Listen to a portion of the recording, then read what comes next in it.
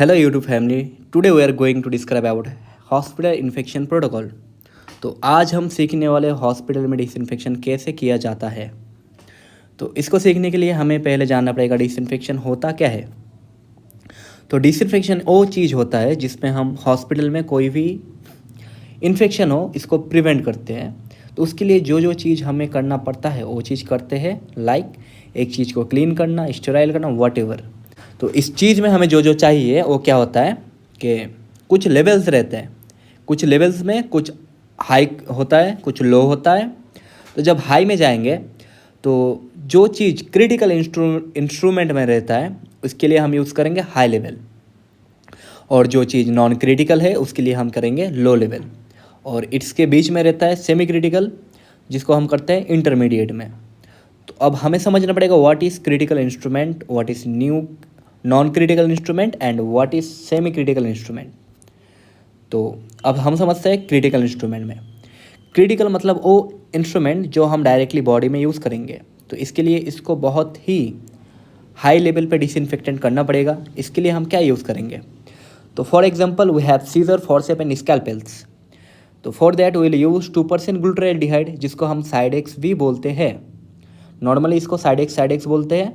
इसके अंदर रहता है 2% ग्लूटाराल्डिहाइड जिसको हम क्या करते हैं, एक इंस्ट्रूमेंट को इसके अंदर 20 मिनट्स के लिए डिप करते हैं। अब इसको छोड़ के रहता है एंडोस्कोप। एंडोस्कोप मतलब इट्स अ फ्लेक्सिबल ट्यूब जिसको हम बॉडी के अंदर इंसर्ट करते हैं, जिसको लेके हम विजुअल करते हैं एक बॉडी के अंदर के पार्ट्स को।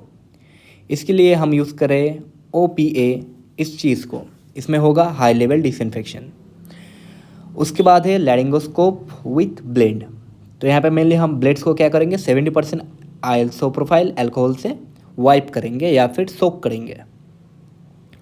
अब हम आते हैं सेमी क्रिटिकल इंस्ट्रूमेंट्स में। सेमी क्रिटिकल मतलब इसको हम यूज़ कर रहे हैं, ये इतना भी क्रिटिकल नहीं है कि डायरेक्टली बॉडी के अंदर डायरेक्टली मतलब ब्लड टू ब्लड कांटेक्ट होता है, मगर ये भी इम्पॉर्टेंट है, स्किन टू स्किन कांटेक्ट होता है, म्यूकस के साथ भी कांटेक्ट किया जाता है इसको, इसलिए इसको भी करेंगे हम मीडियम डिसइंफेक्शन, जिसके अंदर हम यूज़ करेंगे 70% अल्कोहल फॉर थर्मोमीटर। इसको वाइप करना पड़ेगा after each patient use. Then we have vaginal speculum जिसको हम करेंगे ग्लूटाराल्डिहाइड में 0.5% में, यहाँ पे इसको सोक करेंगे। उसके बाद डायलाइज़र जिसमें हम यूज़ करेंगे ग्लूटाराल्डिहाइड या फिर पैरासिटिक एसिड को। अब कुछ चीज़ें होते हैं जो और भी आते हैं, like Ambu bag, mask, suction catheter, ECG electrodes. तो अम्बू बैग को भी हम ग्लूटाराल्डिहाइड, सक्शन कैथेटर को भी ग्लूटाराल्डिहाइड या तो सोडियम हाइपोक्लोराइड, और बचा ECG, इसके लिए हम यूज़ कर लेंगे अल्कोहल बेस्ड सॉल्यूशन। अब हम चेक करते हैं सरफेस एंड फ्लोर डिसइंफेक्शन को। सरफेस मतलब किसी एरिया को, फ्लोर मतलब जो हॉस्पिटल में फ्लोर्स होते हैं। तो सरफेस में क्या क्या चीज़ है, like bed rails, table, doors, floors, ये सब आ गए सरफेस में, और फ्लोर रह चुका है अपने फ्लोर पे। तो इसके अंदर क्या रहता है, किससे हम क्लीन करेंगे, 0.5% सोडियम हाइपोक्लोराइड। ICU में भी यूज़ करेंगे और पेशेंट ट्रॉली को भी सोडियम हाइपोक्लोराइड में भी यूज़ करेंगे, सिर्फ इसका कॉन्सेंट्रेशन ज़्यादा करेंगे 1% में लेके जाके। Next we have safety and spill management. कहीं पे भी किसी ने स्पिल किया, that means blood, vomiting, anything जो स्पिल हो चुका है, इसको कंट्रोल करेंगे। कंट्रोल करने के लिए हम यूज़ करेंगे PPE, personal protective equipments with gloves, mask, apron and face shield. Perfect time में हमें एज सुन एज पॉसिबल इसको क्लीन करना रहता है, इसको अच्छे से लेबल करना रहता है, और क्या करना पड़ता है, अच्छे से धो के हाई लेवल डिसइंफेक्शन से उस सरफेस को क्लीन करना रहता है। और इसको छोड़ के हम एक हॉस्पिटल में इन्फेक्शन प्रिवेंट करने के लिए हमारा हैंड वॉश या फिर हैंड क्लीनिंग काफ़ी रहता है। 60 to 80% डिपेंड करता है, हम अपने हाथों से इसको प्रिवेंट कर सकते हैं। अराउंड 80% हमारे हाथों से ही कंट्रोल हो जाएगा। इसलिए क्या करना पड़ेगा, अल्कोहल बेस्ड हैंड रब करना पड़ेगा, वो भी ईच पेशेंट पे। लाइक किसी पेशेंट को टच करने जा रहे हैं उससे पहले करेंगे, पेशेंट को टच करके आ रहे फिर करेंगे। उसके बाद सर्जिकल हैंड रब रहा, जिससे हम करते हैं एक सर्जिकल पेशेंट के लिए उसको सेफ्टी के लिए। तो एक सर्जिकल पेशेंट के सेफ्टी के लिए हम क्या यूज़ कर रहे हैं, क्लोरोहेक्सिडिन, पोविडोन, आयोडीन। और 10% में रहता है हमारा स्किन प्रिपरेशन। एक बंदे का हो रहा है सर्जरी, उसके स्किन को हमें करना पड़ेगा अच्छे से डिसइंफेक्टेंट।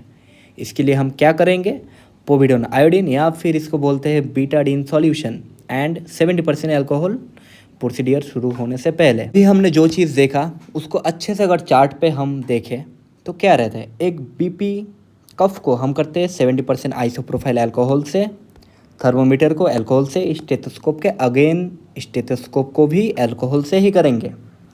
ये सब बच्चे नॉन क्रिटिकल। सेमी क्रिटिकल में लैरिंगोस्कोप या फिर एंडोस्कोप, इनको कर रहे हैं ग्लूटाराल्डिहाइड से 2%।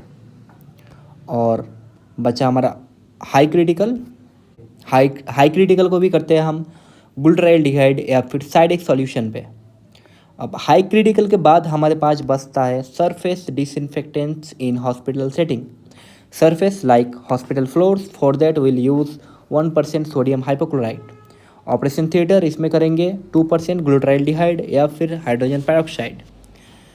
पेशेंट बेड्स के लिए अल्कोहल 70%, नर्स स्टेशन के लिए 70% अल्कोहल, और कंप्यूटर कीबोर्ड्स के लिए भी सेम। तो ये सब छोड़ के तो ये रहा हमारे पास एक फ्यूमिगेशन मशीन। तो इसको यूज़ करते हैं फ्यूमिगेशन के लिए। फ्यूमिगेशन क्या होता है, एक एरिया के लिए लाइक ओटी, उसके इन्वायरमेंट में जो चीज़ है, एयर रहे या फिर कुछ भी, हर चीज़ को वीकली हमें अच्छे से डीप क्लीनिंग करना रहता है। इसके लिए हम कुछ सॉल्यूशन प्रिपेयर करते हैं, उसको करते हैं फ्यूमिगेशन। अब इस फ्यूमिगेशन के लिए क्या क्या यूज़ करते हैं, फॉर्मल्डिहाइड, जैसे हमारे पास था ग्लूटाराल्डिहाइड, अब रहा हमारे पास formaldehyde, hydrogen peroxide and all दो थिंग्स। तो फॉर्मल्डिहाइड या फिर फॉर्मलिन 500 ml देके 450 ml हमें देना पड़ता है के MnO4 4000 फीट स्क्वायर एक रूम के लिए।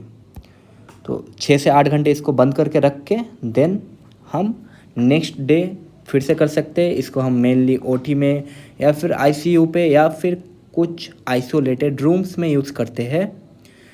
जिस दिन किया जाता है उस दिन पूरा वो बंद हो जाता है और नेक्स्ट डे पे उसको हम अगेन यूज़ कर सकते हैं। इससे हो जाएगा हमारा क्या, डीप क्लीनिंग। और at the last we have some colour coding, like जो कलर कोड से हम यूज़ करते हैं क्या क्या, red bucket, blue bucket, green bucket. तो रेड बकेट यूज़ किया जाता है टॉयलेट बाथरूम। इसको ईच पेशेंट यूज़ के बाद 1% सोडियम हाइपोक्लोराइड से अच्छे से डिसइंफेक्टेंट्स करना पड़ेगा। ब्लू बकेट को डिटर्जेंट में कर सकते हैं, ग्रीन बकेट को मिड डिटर्जेंट से कर सकते हैं। हमारे नर्सिंग के लिए कुछ रिस्पॉन्सिबिलिटीज़ रहते हैं। प्रॉपर डाइल्यूशन होना चाहिए, कॉन्टैक्ट टाइम अच्छे से मेंटेन करना पड़ेगा, लेवल करना पड़ेगा डिसइंफेक्टेंट बॉटल्स को, रिपोर्ट कर देना पड़ेगा, उसको अच्छे से मेंटेन लॉक्स करना पड़ेगा, और किसी भी चीज़ को मिक्स नहीं करना है अगर वो इनकॉम्पेटेबल हो। तो अगर कोई भी चीज़ इनकॉम्पेटेबल रहा तो उसको मिक्स नहीं करना है। तो आई होप ये वीडियो आपको अच्छा लगा होगा। तो इस वीडियो के लास्ट में हम एक चार्ट में, चेकलिस्ट में इस चीज़ को एक समराइज़ करते हैं। तो डेली हमें क्या क्या करना पड़ता है, मॉपिंग करना है, वाइप करना है, डिसइंफेक्टेंट्स करना है डोर्स, हैंडल, स्विचेस को। आफ्टर ईच पेशेंट में हमें बीपी कफ रहा, स्टेथोस्कोप रहा, थर्मोमीटर रहा, इन सब को अल्कोहल से क्लीन करना रहेगा। एक पेशेंट चला गया उसके बाद उस जगह को या तो रूम को अच्छे से क्लीन करना पड़ेगा, या तो पोस्ट डिस्चार्ज या तो डेथ उस जगह पे उस लिनेन को क्लीन करना पड़ेगा, फ्लोर को 1% सोडियम हाइपोक्लोराइड, ये सब चीज़ रहेंगे। और इंस्ट्रूमेंट के लिए जो हमारे पास था, स्टेराइल क्रिटिकल इंस्ट्रूमेंट के लिए हम ऑटोक्लेव भी कर सकते हैं, या तो अगर उस चीज़ को ऑटोक्लेव नहीं कर सकते तो साइडेक्स या तो 2% ग्लूटाराल्डिहाइड में भी सोक कर सकते हैं। तो आई होप ये वाला वीडियो आपको अच्छा लगा होगा। मिलते हैं नेक्स्ट किसी वीडियो में, और नेक्स्ट वीडियो आपको किस चीज़ के ऊपर चाहिए ज़रूर कमेंट करके बता देना। आज के लिए टाटा बाय बाय, मिलते हैं नेक्स्ट कोई टॉपिक में।